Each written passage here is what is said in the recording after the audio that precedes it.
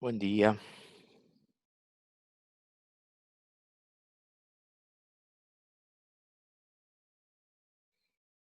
Vamos a esperar unos minutos que se conecten.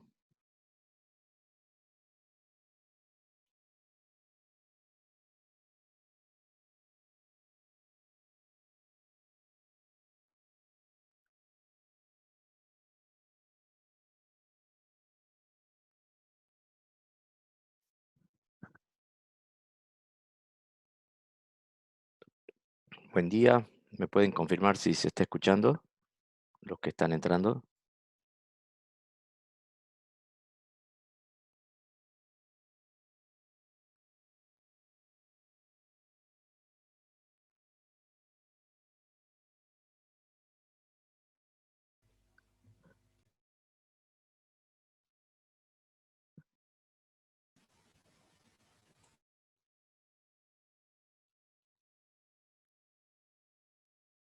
Bueno, esperamos unos minutitos más que se conecten.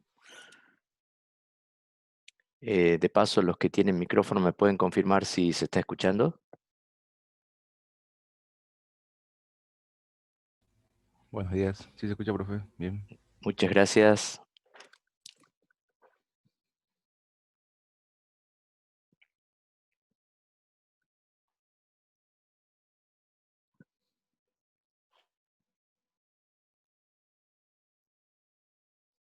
Bueno, hoy primera clase de la segunda parte para los chicos de arquitectura de redes, de informática. Em, no sé si habrán visto, pero hice unas modificaciones de cuestión organizativo, básicamente en el aula virtual, para que les sea más simple seguir la clase. Hay un indicador de seguimiento como para que no se pierdan dentro del contenido. Cambié el formato de visualización a pestaña, de tal manera que ustedes puedan, les sea más sencillo seguir la clase. Así que, bueno, después si tienen alguna duda de eso, eh, por favor, coméntenme, así se las voy aclarando y de paso se las dejo aclarados a todos. Bueno, para, para los chicos de licenciatura eh, de redes y comunicaciones, esta ya es la tercera clase. Ya hemos tenido las dos clases que de alguna manera son una repetición de lo que ya vimos con los chicos de ingeniería en la primera parte, en el primer cuatrimestre. Así que, y hoy vamos a hacer como una especie de repaso, ¿sí? Tal vez los chicos de licenciatura vean algunos temas repetidos, pero bueno, quiero hacer una especie de repaso conceptual para los chicos de ingeniería. Así que bueno, empezamos.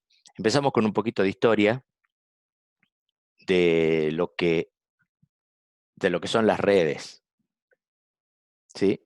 Como ya todos saben, esta es la definición que tomamos de una red para esta materia, ¿sí? Vamos a llamar una red como una colección interconectada de computadoras autónomas. Y de nuevo, acá en redes me olvidé de cambiar la presentación, pero en realidad no debería decir computadoras, ¿no? Lo correcto sería hablar de equipos, ya que hoy en día las computadoras son solo uno de los elementos que pueden estar conectadas a una red. Entonces, se podría reemplazar ese término, ¿sí? Con equipos.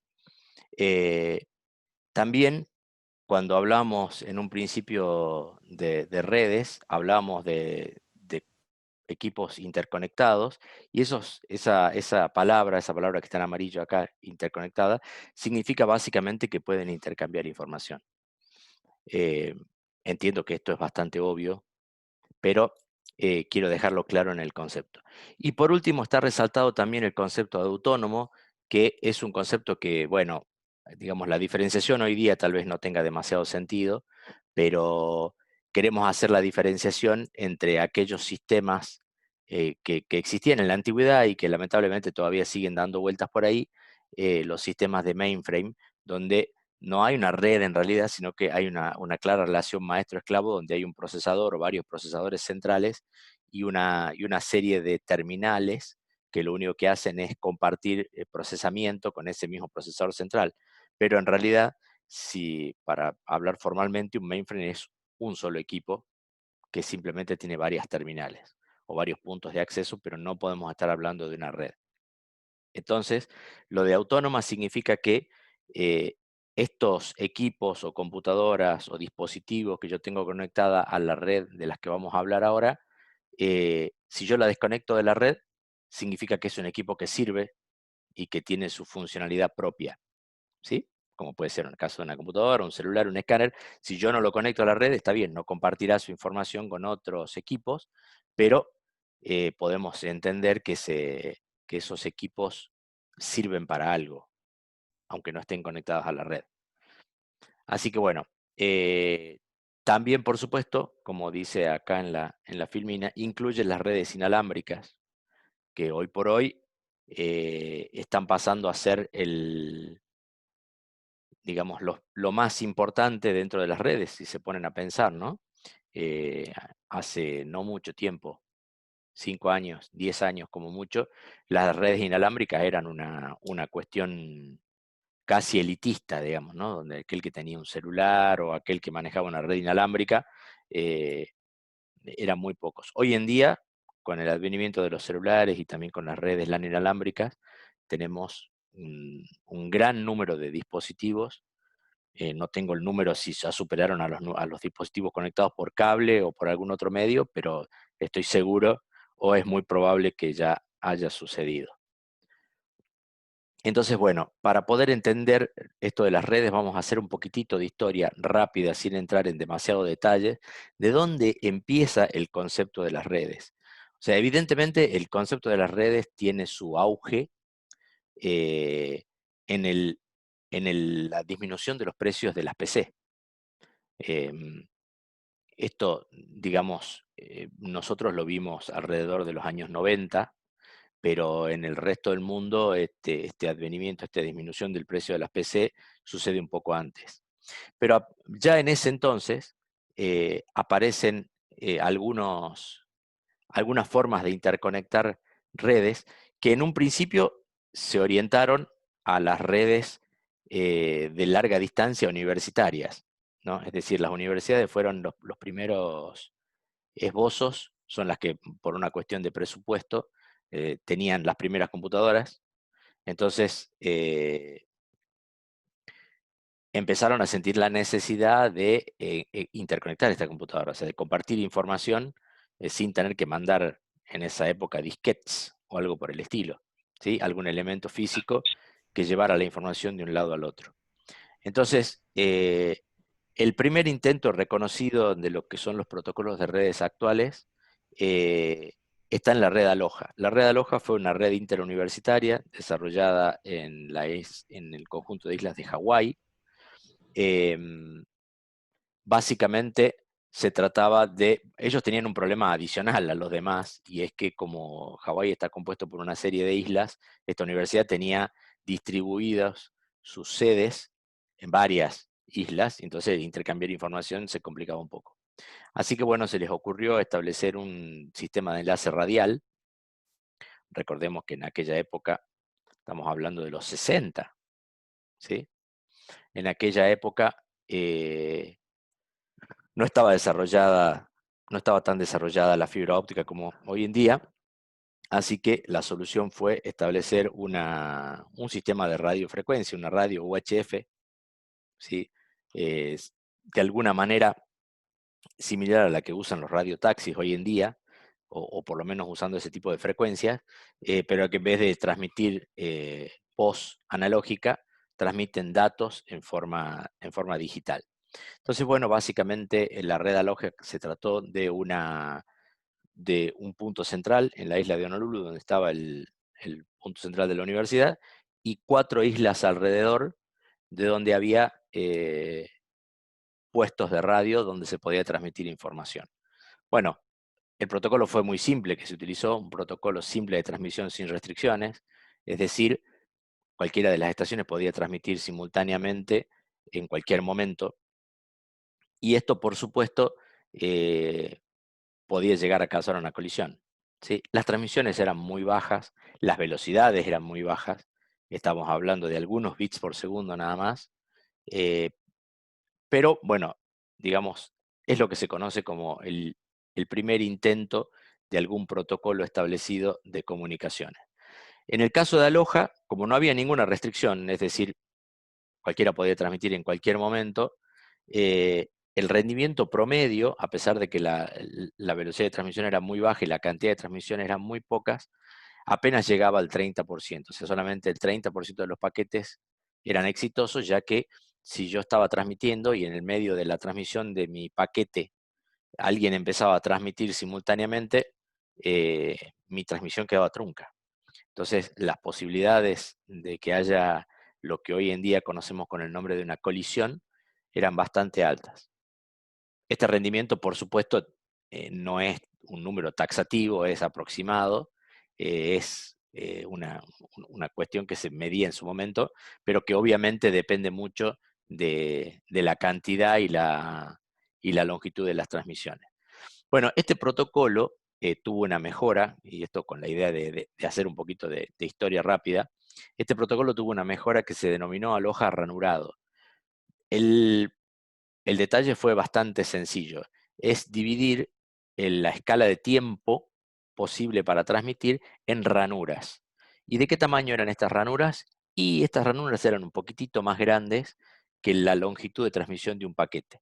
Entonces, el concepto de la ranura tiene que ver con que eh, yo podía empezar a transmitir no en cualquier momento, sino en determinados puntos horarios, ¿sí? De tal manera que si alguien empezaba a transmitir en una ranura, pudiera terminar de transmitir su paquete sin que en el medio de la transmisión se le cuele algún otro y le rompa todo el sistema de transmisión. Este sistema de aloja ranurado mejoró un poquitito el rendimiento, evitando colisiones, eh, y lo elevó alrededor del 40%. Bueno, acá hubo una serie de evoluciones sobre este protocolo, pero básicamente no sé si se dan cuenta que el secreto de este protocolo o dónde estaba el métier de la cuestión tiene que ver con el espacio compartido, en este caso el aire, ¿no? Es decir, eh, de alguna manera teníamos que establecer un protocolo para que ese aire, que era uno solo, ¿sí? Eh, no se vea atestado de mensajes y pudiéramos evitar estas colisiones. Bueno, más allá de algunas evoluciones de esto, la solución definitiva es algo que presenta un doctor, el doctor Wax, ¿sí? Y es un concepto que se denomina CSMA. Este concepto de CSMA, estas siglas significan Carrier Sense Multiple Access en inglés, o sea, acceso múltiple por sensado de portadora. Esa es la definición. Y recién fue en el año 1976. ¿Sí? O sea, fíjense que no hace demasiado tiempo, ¿no? Digamos, no hacen, fíjense cuántos años pasaron. 50 años, ¿sí? Menos de 50 años. Bueno, este método de control de acceso por sensado de portadora se basa en una teoría muy simple y este señor se basó en el hecho, en cómo hacemos para conversar en un grupo de gente donde, al igual que en el caso de las redes, compartimos el mismo espacio, ¿sí? Entonces, uno básicamente cuando está en un grupo de gente, si queremos hablar en forma más o menos ordenada, básicamente esperamos que el otro deje de hablar para poder empezar a hablar nosotros, y el resto de los comensales seguramente, si son educados, van a esperar que el que está hablando termine su alocución para empezar a hablar. Bueno, esto es lo mismo que hace el concepto de sensado de portadora, e introduce un nuevo concepto, que es el concepto de escuchar el canal. ¿Sí? Esto que ustedes leen acá, que dice sensado de portadora, no es ni más ni menos que el concepto de escuchar el canal para ver si alguien lo está usando. ¿Está? Bueno, esta es la base del protocolo que más se usa actualmente en redes LAN, que se conoce con el nombre de Ethernet, seguramente lo habrán escuchado nombrar, y que tiene en general, a pesar de los aumentos de velocidad y todo lo demás, una mejora del rendimiento del 80%. bueno, como verán, es el doble del rendimiento anterior, sin embargo no llega al 100%, porque de hecho, a pesar de que es una forma muy astuta de compartir el canal, todavía puede haber colisiones, ¿no? Es decir, imagínense que hay un montón de estaciones escuchando el canal en un determinado momento, cuando escuchan que el canal que nadie está usando el canal, puede introducir un mensaje. Ahora, si dos estaciones escucharon al mismo tiempo el mismo canal desocupado, obviamente va a haber una colisión. ¿Está? Y acá, para hacer esto más, digamos, ¿qué pasa cuando hay una colisión? Bueno, simplemente podemos tomar dos políticas. Los protocolos tienen dos posibilidades, una que se llama persistente y otra no persistente. Entonces, en el caso del persistente aborto mi comunicación y me quedo escuchando a que se desocupe. Y en el caso de no persistente, simplemente pongo un timer con un número al azar y, y empiezo a volver a escuchar de nuevo la estación de trabajo. Son dos variantes del protocolo, persistente y no persistente. Bueno, como siempre digo, ya hay varios chicos en la teoría. Por favor, no tengo ningún problema que me interrumpa si tienen alguna pregunta, ¿no? Eh, Simplemente habiliten el micrófono, escriban por el chat como quieran, y les contesto la pregunta si se hace más rica la explicación. Bueno, dentro de la clasificación de las redes, como para que estemos todos hablando el mismo idioma, vamos a clasificar a las redes de varias formas, digamos. La primera de ellas, y la más simple, que seguramente ya la deben conocer, es de acuerdo a su distribución geográfica, ¿sí? O sea, cómo se distribuye el hardware, por eso está esa HW ahí entre paréntesis. La vamos a clasificar en redes de tipo LAN, redes de tipo MAN, ¿sí? La M viene de municipal, y redes de tipo WAN, la W viene de wide, o sea, amplia. Bueno, dentro de estas redes de tipo LAN, hablamos de una red de tipo LAN cuando todos los componentes de la red están dentro del mismo edificio. Hablamos de redes municipales, como su nombre lo indica, cuando todos los componentes de una red están dentro de una ciudad, de un pueblo, de una localidad, por decirlo de alguna manera. Entonces, una MAN puede estar formada por un conjunto de LANs o simplemente puede estar formada por un conjunto de equipos, ¿sí? Que estén distribuidos en distintos puntos de una misma ciudad. Y por último, las redes WAN, que son, como diríamos, todo el resto. Es decir, no hay, por eso se llaman wide, porque no hay una limitación en dónde pueden estar ubicados sus equipos. Hoy en día, esta clasificación se empezó a poner medio vidriosa, ¿no? Porque debe ser difícil encontrar un equipo que en definitiva no esté conectado con otro equipo en otro lado del mundo.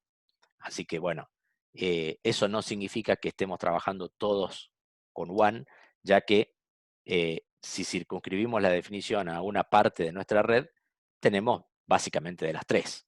¿Está? Pero bueno, es simplemente porque en los tres casos los protocolos se encaran de distinta manera, por eso se hace la clasificación. Bueno, la segunda clasificación, tal vez ya menos importante, pero igual la vamos por lo menos a nombrar, es de acuerdo a cómo se comparten los recursos. Esto tiene que ver más exclusivamente con el software y no tanto con el hardware. ¿Cómo se comparten los recursos? Cuando yo hablo de recursos, estoy hablando de información, ¿sí? Entonces, un recurso, en el sentido más amplio de la palabra, puede ser un archivo, puede ser una foto, puede ser un streaming para una impresora, no sé, algo de información que se comparta, ¿sí? Para entender mejor el concepto, vamos a tomar como ejemplo un archivo, simplemente. Entonces, o una base de datos que también es fácil de entender. Tenemos dos tipos de clasificaciones, las par a par y las cliente-servidor. Básicamente son dos orientaciones hacia cómo se orienta el software que yo voy a poner en dos equipos que estén conectados de alguna manera. En el caso de las par a par, es un software más light, por decirlo de alguna manera, donde se permite, está orientado más a compartir los recursos que a restringirlos, ¿sí? Por lo tanto, es más fácil compartir los recursos en una red de tipo par a par, donde yo simplemente le voy a decir que pongo un recurso a disposición, o pongámosle un disco o un directorio compartido, una carpeta compartida, la pongo a disposición de otro, y no hay demasiada seguridad en el medio, ¿sí? A lo sumo alguna contraseña para el acceso. Pero no tengo un sistema de permisos detallados, como si, por ejemplo, hay en los tipos de cliente-servidor, que es la otra clasificación. En el tipo de cliente-servidor hay un equipo o una serie de equipos que son diferentes a los demás.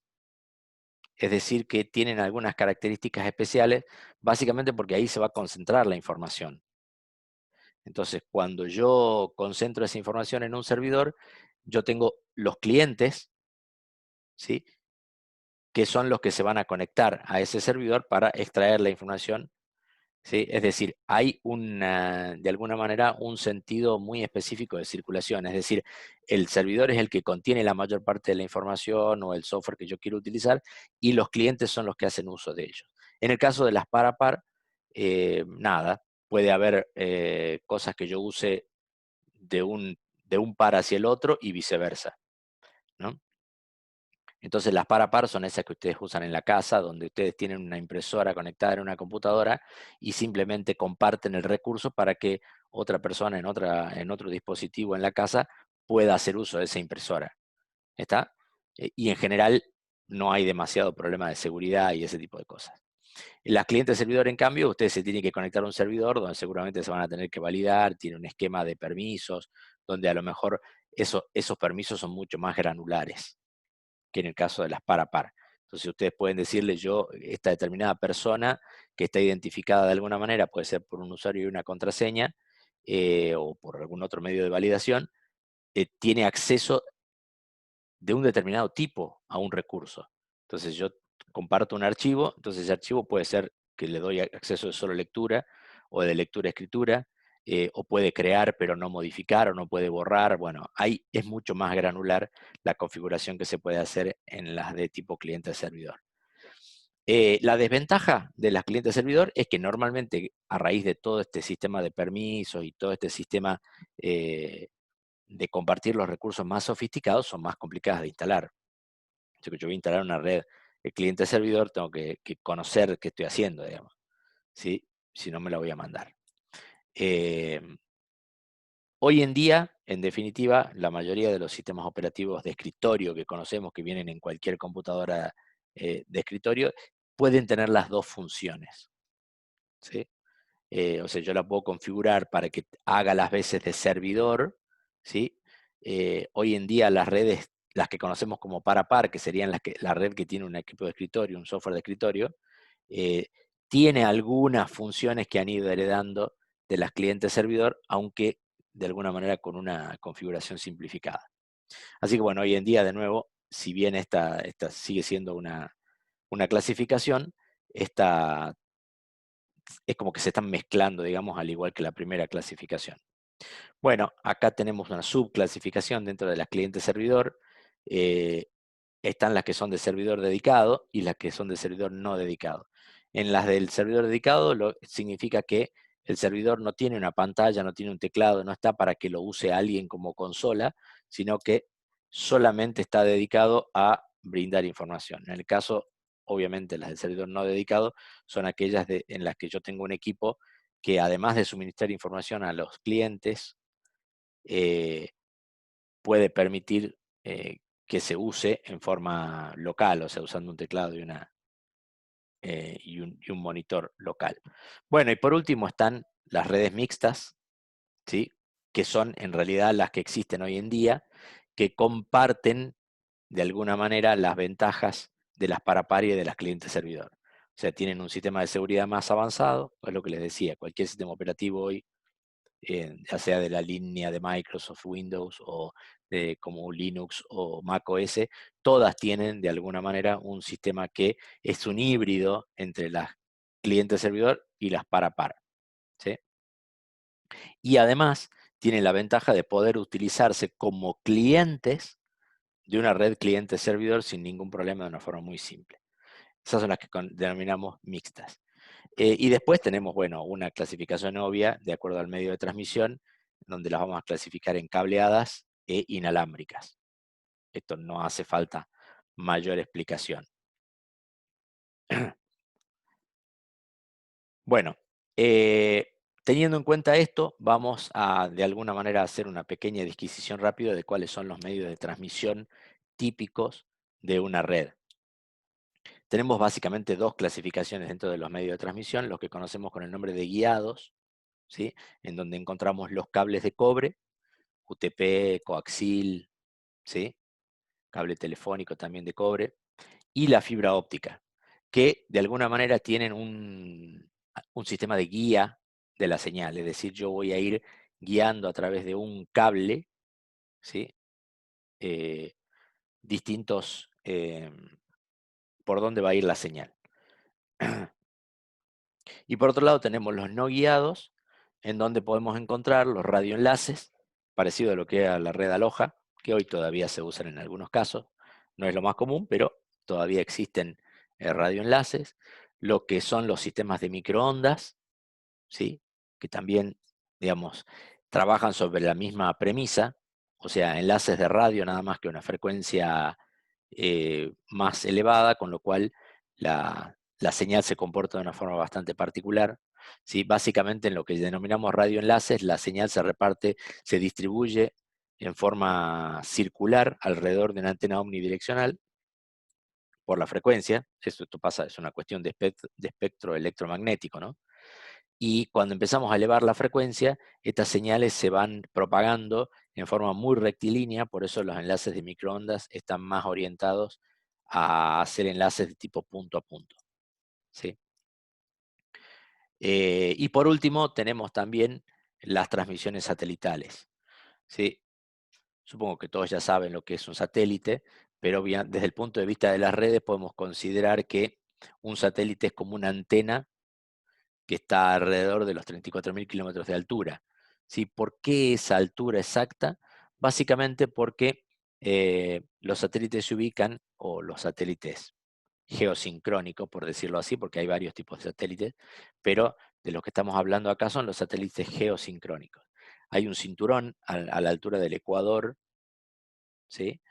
Ubicado aproximadamente a 34.000 kilómetros de distancia, en donde un elemento de cierta masa gira con la misma velocidad de rotación que la Tierra. Entonces, una vez que llevamos ese elemento a esa altura, ese elemento se queda quieto con respecto a una posición en un plano ecuatorial, se queda quieto con respecto a una determinada posición, siendo como una especie de antena muy alta. ¿Está? Bueno, acá tenemos una antena semiparabólica, que es lo que suelen usar los enlaces de microondas.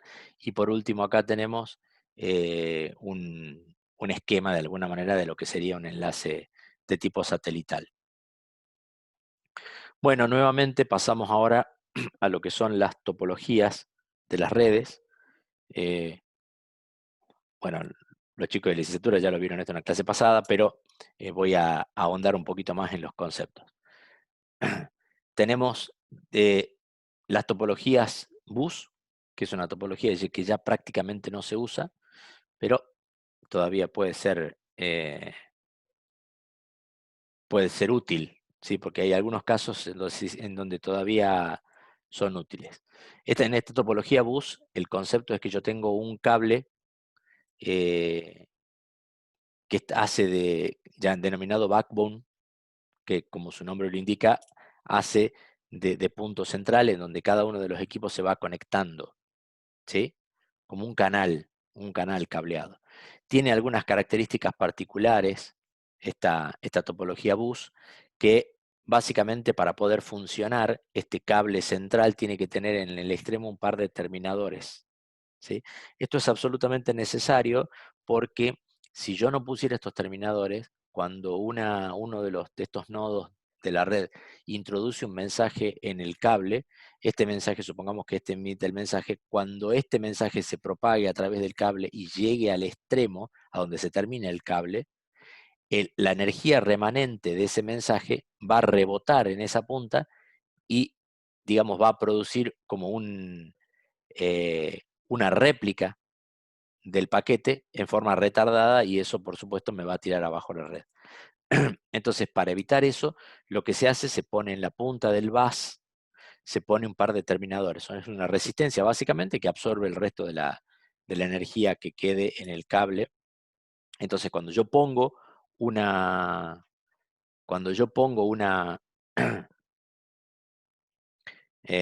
paquete en ese cable, digamos, el paquete se distribuye.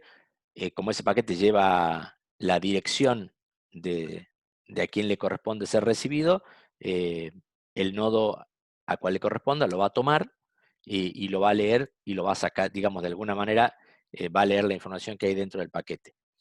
De nuevo, solo puede haber un paquete por vez en este bus. ¿Está? Bueno, ¿cuáles son las desventajas y por qué se dejó de usar prácticamente? Porque básicamente el concepto es que si yo hago un corte en este punto de la red, me quedarían dos redes de tipo bus. ¿Estamos de acuerdo? Hay dos redes de tipo bus, donde si yo corto acá, quedaría la red de este lado con algunos equipos y la red de este lado. Pero el problema es que ese corte en el bus le van a faltar los dos terminadores, o sea, uno para este lado y uno para el otro. Entonces, al no haber terminadores, toda la red se cae y deja de funcionar. Así que, y ahí se pone muy complicado saber dónde estuvo el corte, ¿no? Así que bueno, por eso creo que se dejaron de usar. Las ventajas que tenía con respecto a la topología estrella, que es la segunda que vamos a ver, es que se usa mucho menos cable, porque hay un cable que va recorriendo los equipos y nada más. En la topología estrella hay un componente denominado concentrador o switch, como lo conocemos hoy en día, en donde se concentran los cables que van a cada uno de los equipos. Entonces, tiene algunas ventajas. Esta ventaja que yo les decía del problema de que se corte un cable, si se corta un cable deja de funcionar un solo equipo. El resto sigue funcionando perfectamente porque no tiene nada que ver. El concentrador básicamente lo que hace, vincula cada uno de esos cables a donde está conectado cada equipo. Sí tiene la desventaja de que yo necesito, para implementar esta topología, necesito tener este concentrador, o sea, hay que ir y comprarlo. Fíjense que es solo un cable, no hay ningún elemento activo, por eso se dice que esta es una topología pasiva, solo tiene cable, ¿sí? Lo activo está directamente en los nodos. En cambio, la topología estrella es una topología activa, porque necesita un componente activo acá adentro, que en este caso es el switch o el hub, que está acá en el medio, en donde se interconecten. Desventajas de esta topología estrella, y básicamente si se quema el hub o deja de funcionar el hub, también se cae toda la red. Pero básicamente voy a tener enseguida eh, un diagnóstico de qué pasó. Si se me cayó toda la red y ninguna tiene conectividad, me voy derecho a ver el hub. Si se cayó un solo equipo, quiere decir que hay un cable que está mal, así que voy a simplemente analizar este cable. Las desventajas de esta topología es que, por supuesto, utilizan mucho más cable, ¿sí? Otra de las, digamos, de las ventajas que tiene esta topología es que como este repetidor o este switch también hace de amplificador de la señal, yo puedo tener la longitud del cable, yo puedo tener, si suponemos que digamos, la longitud de los cables de LAN normalmente se estipulan en 100 metros. Entonces yo acá puedo tener 100 metros acá y puedo tener 100 metros acá. ¿Sí? O sea, la distancia máxima entre dos equipos que yo pueda tener será aproximadamente 200 metros. Acá en la topología bus solo puede tener 100 metros entre acá y acá. ¿Está? Entonces tengo una cuestión de distancia también acotada en esta topología. Y después tenemos otras dos topologías, la de árbol y anillo, que básicamente, la de árbol es una combinación de estas dos. ¿Sí? De alguna manera, para extender la red, se utiliza una topología de tipo bus para interconectar distintos switches y de cada uno de esos switches está la topología estrella para cada uno de los equipos. ¿Sí? La topología de árbol, lo que yo les decía, se utiliza un bus para interconectar los switches, ¿sí? Y el resto es estrella, a partir de ahí. Y la topología de anillo es algo completamente distinto. La topología de anillo utiliza un protocolo distinto, por eso hoy en día prácticamente está fuera de uso. La topología de anillo utiliza un protocolo en donde es un protocolo que se denomina token ring, básicamente ring por el anillo y token porque utiliza un testigo de datos que ese testigo de datos va girando siempre en todo en el mismo sentido, ¿sí? Entonces, cuando llega a este dispositivo, recoge la información que tenga que recoger y le deja la información que tenga que dejar, pasa al otro y así sucesivamente, siempre en el mismo sentido. Una de las cosas interesantes, y por qué les digo que utiliza otro protocolo distinto al de estas, es que al ser el protocolo, al estar siempre, al ir en el mismo sentido y estar, es un protocolo de tipo determinístico, es decir, no tiene colisiones, ¿sí? Porque el mismo protocolo es el que va definiendo a quién le deja y a quién le suministra información. Bueno, es una topología interesante desde ese punto de vista, que no hay colisión, pero el resto de las cosas hace que sea una topología sumamente lenta. Es decir, hoy en día preferimos tener alguna colisión que se maneja con de distinta manera, preferimos tener colisiones, pero definitivamente la topología hoy de estrella es la que más se utiliza en las redes actuales. Bueno, nos están quedando 4 minutos. Yo voy a avanzar. Si no terminamos antes de estos 4 minutos, que no creo, cuando se corte la clase esta de Zoom nos volvemos a conectar. Bueno, dentro de... puede ser que terminemos, ¿no? Nos queda mucho, queda poquito. Bueno, los tipos de transmisión, sabemos que tenemos dos tipos de transmisión. Las transmisiones de tipo analógicas, ¿sí? Y las transmisiones de tipo digitales. Hoy en día, cuando hablamos de redes, estamos hablando casi en exclusividad de transmisiones de tipo digitales. Y básicamente tiene que ver con esto. En el caso de las transmisiones analógicas, bueno, por supuesto la forma más natural en la que nosotros transmitimos, básicamente porque nuestros sentidos toman la información en forma analógica. O sea, sus oídos cuando escuchan sonidos en formato analógico. No pueden escuchar digital. Y lo mismo cuando ustedes hablan o cuando ustedes ven o cuando ustedes, digamos, toman cualquiera de sus sentidos que pueda emitir alguna señal, esa señal es de tipo analógica, así que por lo tanto es una forma natural de transmisión. La característica de toda señal analógica es que es una señal, la señal que se transmite es continua, es decir, toma infinitos valores en un intervalo de tiempo. ¿Sí? En general, para transmitir, lo único que necesitamos es que esa transmisión se adapte al medio elegido. Es decir, podemos hacer que la transmisión sea más eficiente. ¿Sí? Es lo que ustedes hacen, por ejemplo, cuando escuchan una radio FM. ¿Sí? O sea, ustedes para poder escuchar la radio a una cierta distancia, necesitan tener un amplificador que amplifique el volumen del micrófono del locutor que está hablando y necesitan tener el transmisor de radio, ¿sí? Que básicamente es un modulador y que va a hacer que haciendo con algún tipo de alteración sobre esa señal analógica, esa señal se pueda distribuir mejor utilizando una antena. Pero, sin embargo, digamos, cuando ustedes toman una radio, esa radio lo único que hace es demodular la señal que, que se moduló en la central de transmisión para que se pueda escuchar lo que estaba hablando el locutor. ¿Sí? Bueno, un ejemplo típico es lo que le decía, la radio o el sistema telefónico, el sistema telefónico local, ¿sí? Se trata de un sistema analógico. ¿Sí? La complicación de esto es que cualquier tipo de regeneración de señales, como tengo que tener muy en cuenta la forma de onda de la señal, se vuelve complicada. La gran diferencia con la transmisión digital, básicamente, es que la señal transmitida es discreta, o sea, tiene básicamente dos valores y usamos el código binario, 1 o 0, ¿sí? Para poder transmitir se debe convertir la señal analógica, que es lo natural, en digital y volverla a analógico, ¿sí? Y además hay que adaptarla al medio, que es lo que ya teníamos que hacer en el otro caso, ¿sí?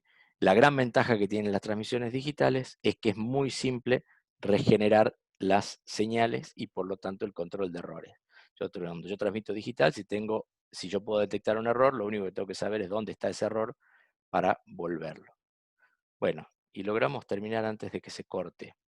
Si hay alguna duda, por favor, les pido que la vayan anotando, me la hagan por mail y la vemos